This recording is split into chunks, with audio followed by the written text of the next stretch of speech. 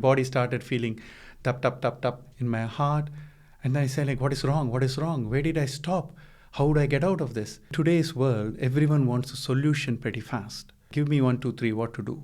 What will happen if I walk on the street and I'm hit by a bus? What we see is what we believe, and what we see is very much limited, very much not true. Slowly, anxiety spreads in so many other areas. I can't do this, I can't do that.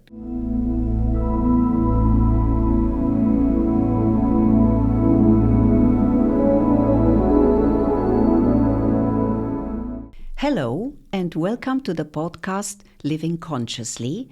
My name is Mihaela and together with Rajesh Ramani, we will host this podcast. Now, Rajesh, I want to give the audience a bit of context, how the two of us met and why we are doing this podcast. We met end of 2011. I was celebrating the New Year's Eve in Kamalaya, Koh Samui, where you were a life enhancement mentor. And since then, we are working together back and forth. And last year, I was attending one of your courses that you delivered together with your wife, Smita, that is called Living Consciously. Yes. And I proposed you to do the podcast. And I was surprised that you said yes after a while. So here we are, a Romanian lady with an Indian guy recording in a Romanian studio, thanks to our friend TB Philip from Focus 78. That's the name of the studio. We do this because we want to spread your knowledge to as many people as possible. And TB was kind enough to offer us the studio. I was kind enough to come up with the idea, and you kind enough to accept. And we do this just to share your wisdom to as many people as possible. Yes. It's an amazing opportunity for us to gather here. And this is my first time being in Bucharest. And thanks to TB here and your offer as well, we are starting this series of podcasts actually. Yes. And then I think it is aptly named as Living Consciously, because each one of these subjects and topics that we will discuss will correspond to some areas of life which we all can improve, can bring greater awareness to. And any little change will help us more towards living our life much more consciously. That means to bring greater awareness, greater fulfillment, a greater sense of joy and happiness into our lives. And I think we all really, really need that one. When we met, we were in Thailand, and then over years, so we have started our own brand, Mindfulness and Beyond, through which we work with people as individuals, in groups, in retreats and online courses. So it is an amazing opportunity for us to share what we want to share with people through this medium of a podcast. Yes. And thank you so much for making this happen. And welcome. Today we are here. Yes, and I'm very glad. So actually, our audience can follow us on your YouTube channel, Mindfulness and Beyond. Correct. That's for the international audience. And for those who don't know, I have a Romanian podcast that it's called Întrebări care ne schimbă viața. And I have a podcast with Rajesh, an episode with him in this podcast. And whatever we record can be seen on my podcast and on my YouTube channel and on your YouTube channel. So, Rajesh, we decided together that today we will start with a topic that is very common for all of us. We will talk about fear and overthinking, because we all know what fear is, and the majority of us, we overthink. Now, what's your stand regarding why we overthink and how to deal with overthinking, how to quiet a bit the mind, the monkey mind. And obviously, we will talk about fear as well. Correct, correct. See, as you mention it rightly, many of us have a tendency to think a lot, particularly when we are faced with a difficult situation. And for some of us, it has become a habit. For whatever situation is, we think ahead into the future and we project scenarios into the future and we try to solve the problems of those scenarios in the future. So that means we are constantly exerting a lot of effort into these scenarios. But when you actually think through that, when you're going through that experience, you don't realize it. It becomes so normal and natural. And we would even tell ourselves, we rationalize it to ourselves, I'm doing this so that I can prevent something bad from happening in the future. It could be whether regarding our health, it could be about somebody else's welfare, it could be about a situation that may turn negative or not the way we expected. So, this overthinking has become a habit along with anxiety, along with worrying for many people. And it takes a lot of toll in our life when we leave it unattended or unaddressed because it starts giving us fears and projections in areas where there is nothing to fear about, or it could be just a normal situation. The more we indulge in that fear-based thinking, it is like a black hole which starts sucking every experience. It starts with a bad experience or potentially bad experience, risky experience, and then it slowly takes into everyday experience. What will happen if I walk on the street and I'm hit by a bus? It could go into any such of scenarios which may appear silly for the other, but for the person who is going through it, it may appear real. So that's why they continue to do that more and more and more. And it takes a toll on relationships. It takes a toll on the energy levels that we have. And then we constantly have to live in fear. It takes a toll on areas of experiences that we have. We may have to shut down some areas of experiences because we are afraid of venturing into that. Or our solution in our mind tells us don't go there. It is potentially dangerous. So this thinking is not beneficial. What is the healthy way to address overthinking, to quiet the mind down a little bit? I mean, how do we deal with overthinking? Because we either overthink the past, trying to fix it, to overanalyze it, to feel safe, or we overthink the future. What if, right? Yes. And I guess that the majority of us do that. Yes. What's the way out? See, before we find the way out, we have to understand, because when I say understand, we have to throw awareness about what is happening. And today's world, everyone wants a solution pretty fast. Like, give me 1, 2, 3, what to do. And that doesn't work in the inner world that easily.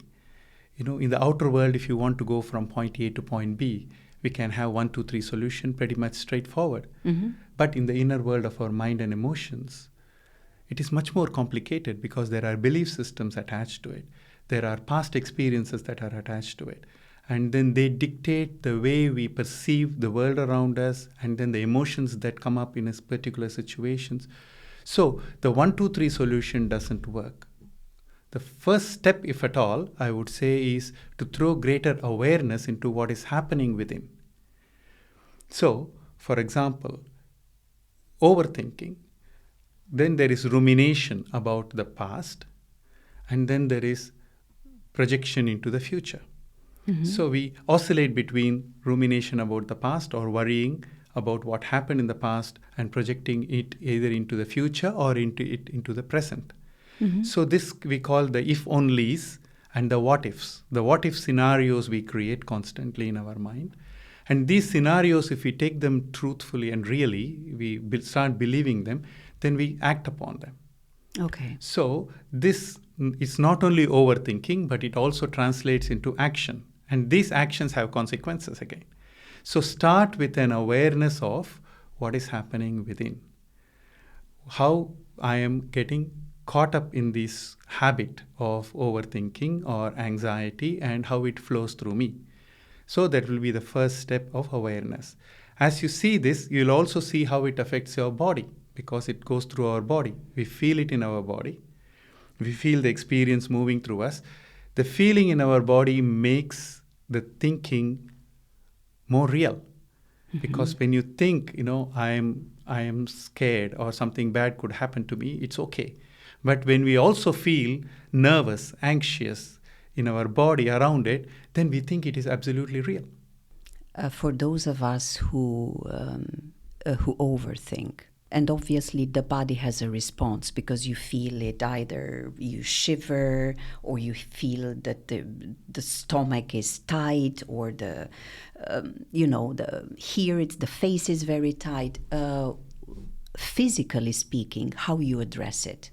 See, physically speaking, bring your attention to your body first. Okay. So calm the body first. Calm the body first. So bringing attention, because the runaway mind takes all attention into the thinking space.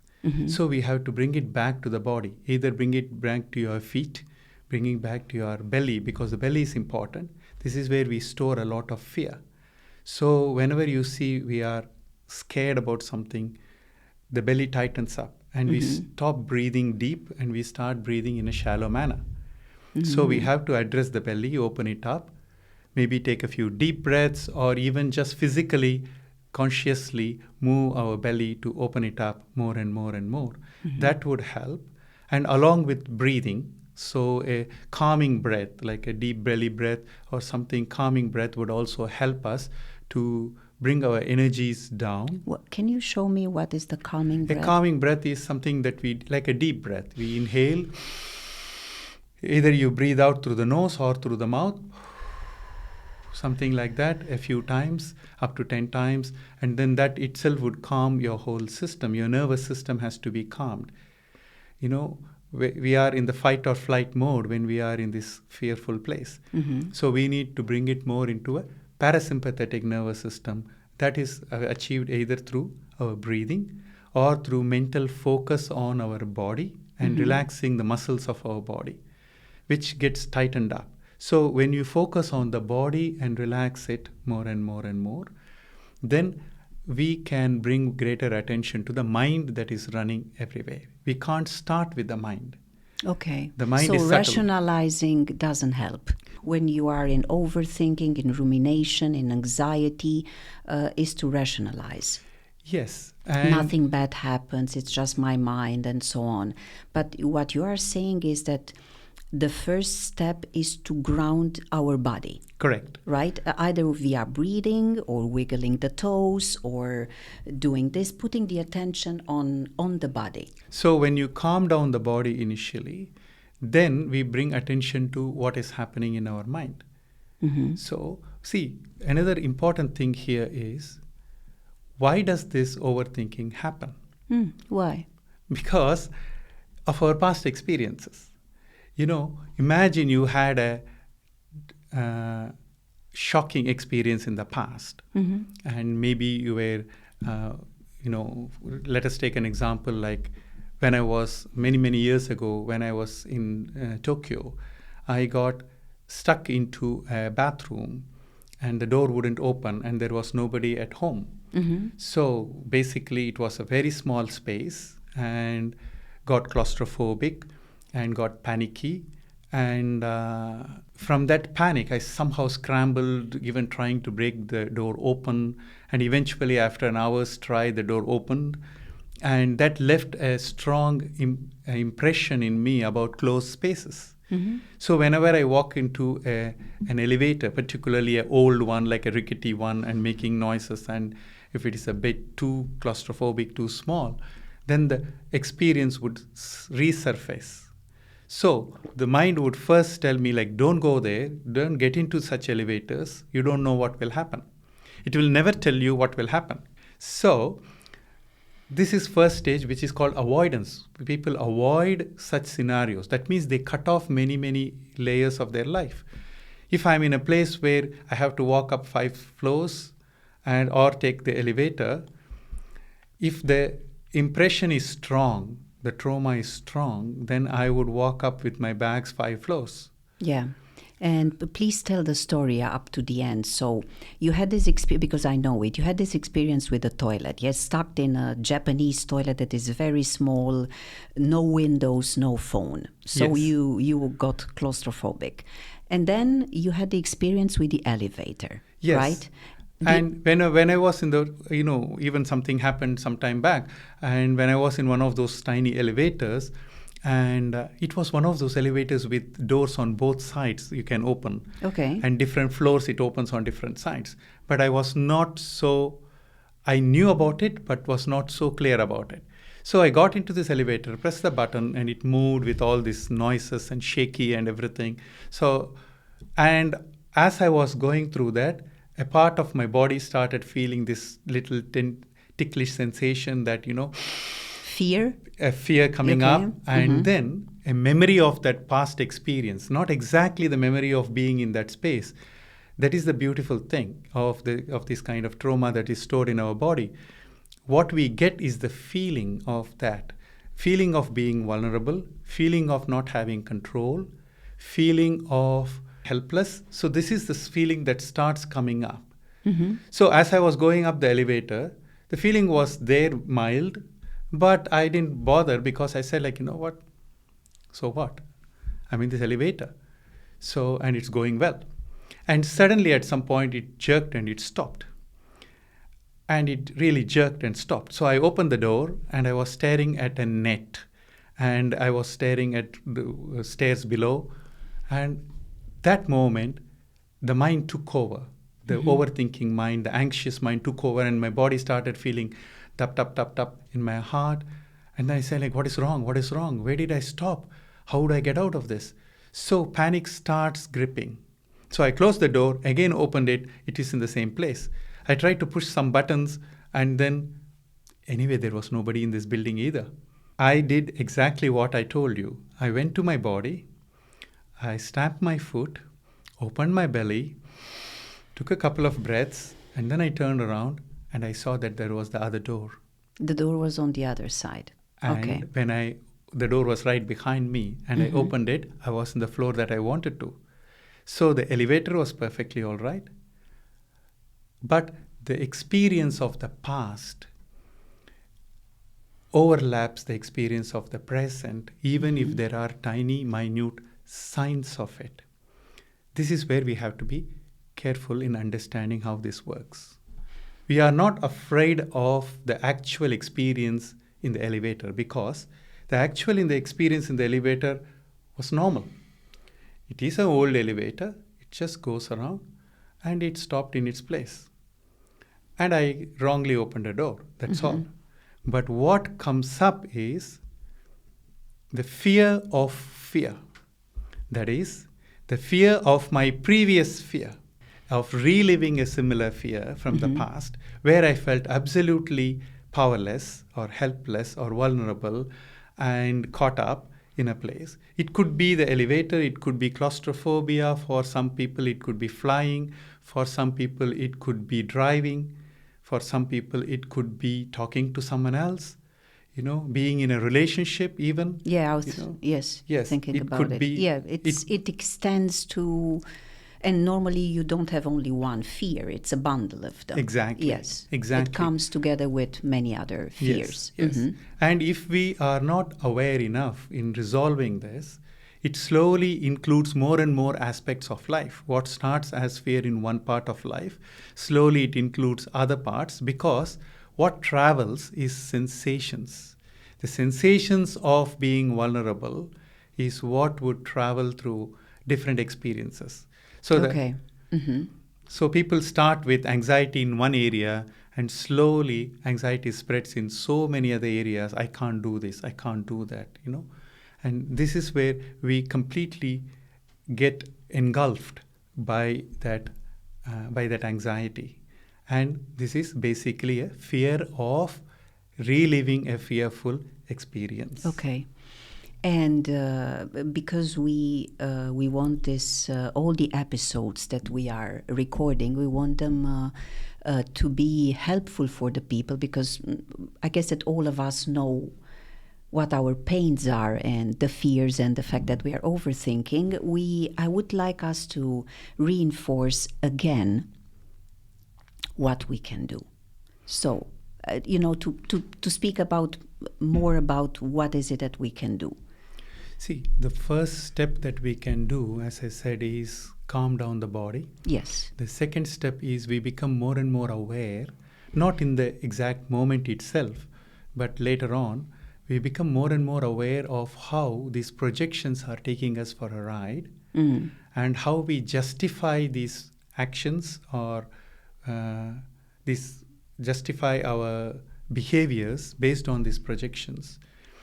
So we have to become more and more aware of them and shoot them down. When I say shoot them down, not engage in them so fully.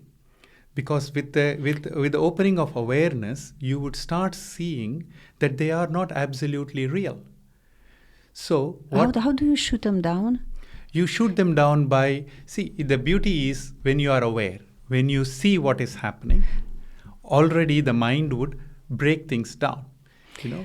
Yes, and we had yesterday at my place a long discussion about awareness, and I think that it's worth mentioning. What are you referring to when you say being aware?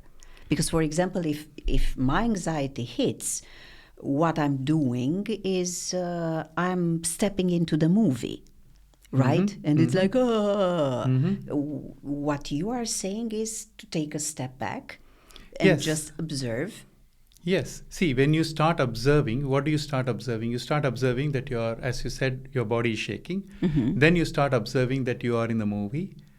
The movie is running. So once you say, like, I'm watching the movie is running, and then you start seeing the movie itself.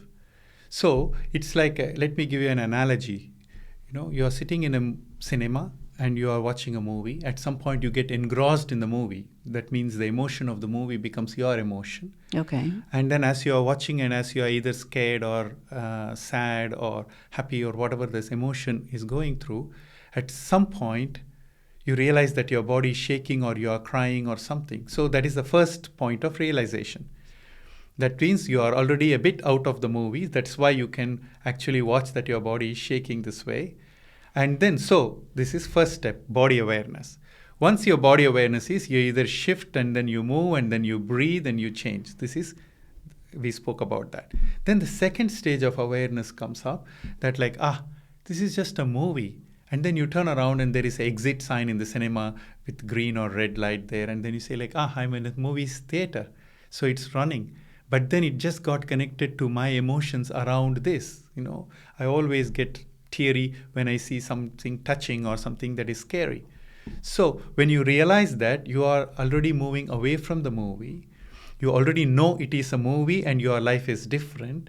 So what awareness does is, awareness is to know. As you see, when I watch something carefully, all these projections that our mind create.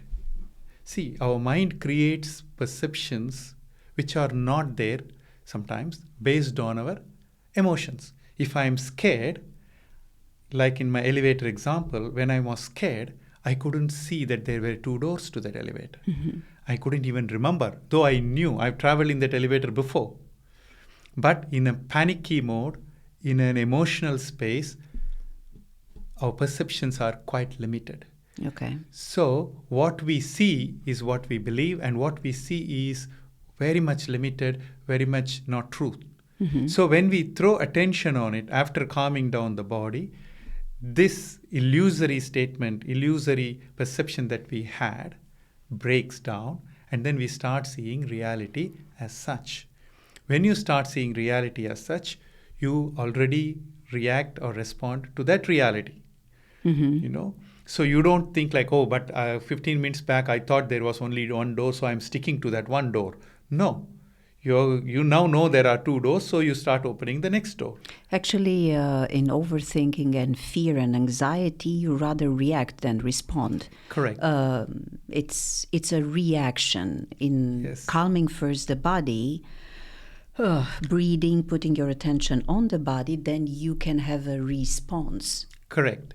So Otherwise, response you have is a reaction. Response is something that comes from awareness. Reaction is something that comes from our past conditioning. And fear. And Yes, fear. It's fear-based. So once you address this, the next step of ensuring that we don't fall into this trap again and again and again is to start recognizing that how these so-called fearful situations are actually not that fearful. Because even if you consider it in a rational way, how many times have I been trapped in an elevator? 0 times. Mm-hmm. I was trapped in a bathroom 1 time. Mm-hmm.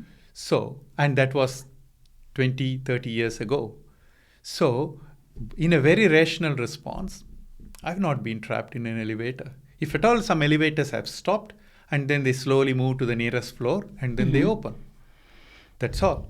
Mm-hmm. But my mind creates a picture of absolute chaos, absolute helplessness. So once you bring this awareness to certain level, then you start seeing the reality is so far removed from what our mind is projecting. Mm-hmm. And it creates anxiety from that place.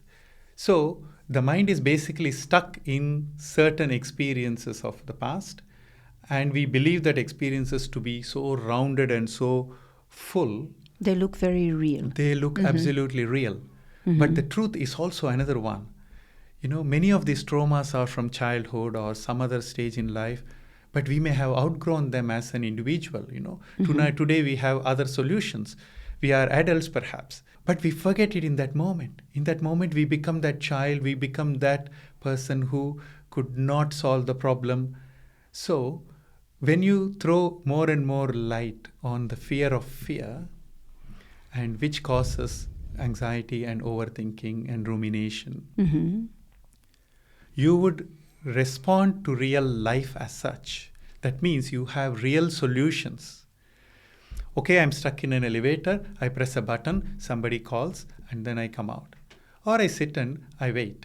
So all these other solutions are so easily available today because we are much more adults or we are in a different situation. So as we practice greater awareness, we will be able to step out of these situations much easily. Okay, good. Is there anything else that you would like to add on fear and overthinking before wrapping it up? See, we are here we are not trying to become free of fear itself. Because that's impossible. That is impossible in the sense because it is connected extremely to our survival. Yes. So there is survival mechanism, whether it is a physical survival, is very strong. But what happens is sometimes we get caught up in illogical situations where there is no real threat to our survival, but the threat to our survival as we imagined in the past, that is what is happening.